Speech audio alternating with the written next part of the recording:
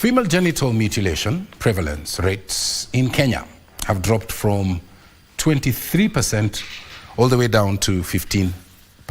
This is according to statistics from the Kenya Demographic Health Survey. The report comes as civil society organizations in Africa convene during the 16 days of activism to strengthen collaboration geared towards eradicating FGM by 2030. As part of the 16 days of activism national campaign, different non-governmental organizations are meeting in Naivasha, Kenya, calling to action the need to implement different legislative policies to enable the achievement of eradication of female genital mutilation by 2030. The time to act is now, and our collective efforts will script a brighter future for women and girls in Kenya, as well as in those countries we are working and supporting: Somaliland, Ethiopia, and Senegal.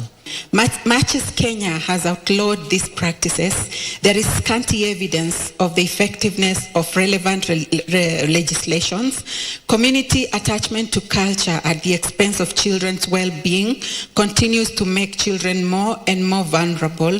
According to the Kenya Demographic Health Survey, the statistics in Kenya indicate a drop in FGM prevalence rates. According to the recently released data by the KDHS, we have seen a reduction, and now we are at 15%. In the last survey, we were at 23%. So you can see there's a reduction. In the context of Kenya's commitment to ending violence against women and girls, including FGMC, by 2030, the role of government agencies is pivotal since they implement various strategies. Male involvement also takes a center stage in our programming.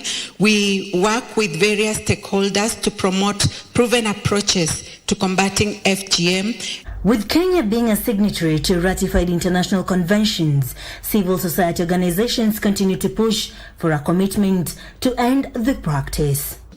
Ending FGMC will require an integrated, multi-sectoral approach that addresses the different intersecting vulnerabilities facing girls and women affected or at risk of FGMC. Across the borders, we work with neighboring countries, and I want to cite, for example, where Kenya borders Tanzania, and we know very well that Kuria, there is still a lot of FGM practiced in Kuria. We have supported, working together collaboratively with other CSOs, we have trained men, because we know that if we continue doing the same thing in terms of approaches towards ending FGM and child marriage, we will not get different results. And civil society organizations further support the move to amend the Prohibition of FGM Act to facilitate implementation.